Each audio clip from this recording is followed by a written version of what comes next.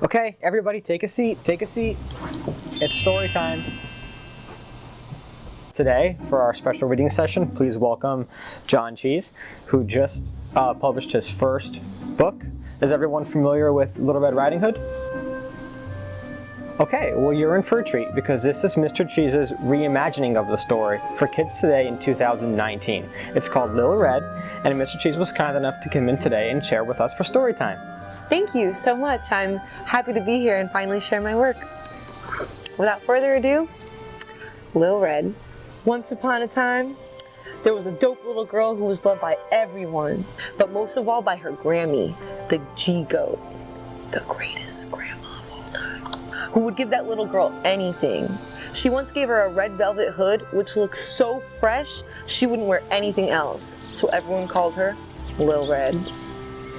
One day, Lil Red's mom told her that G-Goat is getting sick and weak, so she sent Lil Red off with cake and a bottle of wine to bring to her. Her mom warned her when she goes to stay on her path and not run off, or else Lil Red might fall and break the bottle. Lil Red said, "Nah fam, don't even worry about it." The G-Goat lived out in the woods, and just as Lil Red entered the woods, a wolf met her. Lil Red didn't know how savage this creature was, so she was not afraid of him. "Good day, Lil Red," said he. "Suh, dude." "Where to so early, Lil Red?" "To my Grammys, the G-Goat." "What's that in your basket?" "Cake and wine. Poor Grammy is sick, so she needs something good." "Where does your grandmother live, Lil Red?" "Over yonder." "Of course. Say, Lil Red, you walk as if you're going to a funeral. Have you ever stopped to smell the roses?"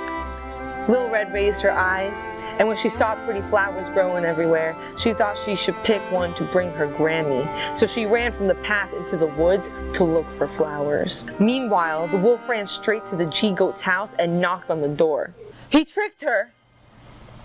Fooling Grammy into believing that he was Lil Red, the wolf let himself in and devoured G-Goat whole. Then he put on her clothes and laid in her bed, waiting for Lil Red's arrival. Lil Red finally arrived to Grammy's cottage. The door was wide open, so she let herself in. She walked towards the bed and saw Grammy, or so she thought. "Oh, Grammy," she said, "hella big ears you have." "The better to hear you with, my child," was the reply. "But Grammy, hella big eyes you have," she said. "The better to see you with, my dear." "But Grammy, hella large hands you have." The better to text you back with." "Oh, but Grammy, hella nasty mouth you have."